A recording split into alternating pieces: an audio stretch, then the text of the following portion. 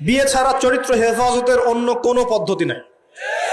এই চিরকুমার সঙ্গটঙ্গ যোগ দিয়ে লাভ নাই। আর যতই হারাম প্রেম করেন না কেন, এই প্রেমগুলো আপনাকে মনে শান্তি দিবে না। এগুলো আপনাকে অস্থির করে রাখবে। কেন? কারণ এটা হারাম, এটা হারাম।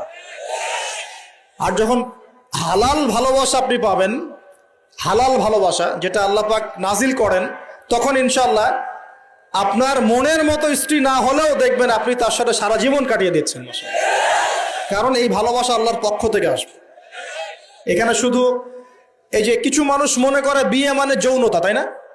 এটা একটা কনসেপ্ট তৈরি করে দেওয়া হয়েছে, বিয়ে মানে মনে হয় যৌনতা। আসলে বিয়ে যৌনতার বৈধ একটা পথ মাত্র, এটা হালাল একটা পথ মাত্র। এখানে আরো বড় বিষয়টা হচ্ছে দায়িত্ববোধ। দায়িত্ব, একটা মানুষের দায়িত্ব নেয়া, তার অভিভাবক হওয়া, তার সাথে জীবনের সুখ দুঃখ হাসি কান্নাকে ভাগাভাগি করে নেয়া, তার সাথে জীবনের উদ্দেশ্য ফিক্স করা, কষ্ট করে হলেও সবর করে হলেও সুখে দুঃখে পাশে থাকা। স্বপ্ন মানে পাশে থাকা। স্বপ্ন মানে কি? পাশে থাকা।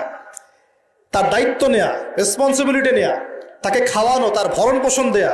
কেউ যদি আপনার স্ত্রীর দিকে খারাপ চোখে তাকায়, আপনি তার চোখটা পর্যন্ত তুলে ফেলবেন, এর নাম বিয়ে। এই কাজ করবেন না? এই কাজ করবেন।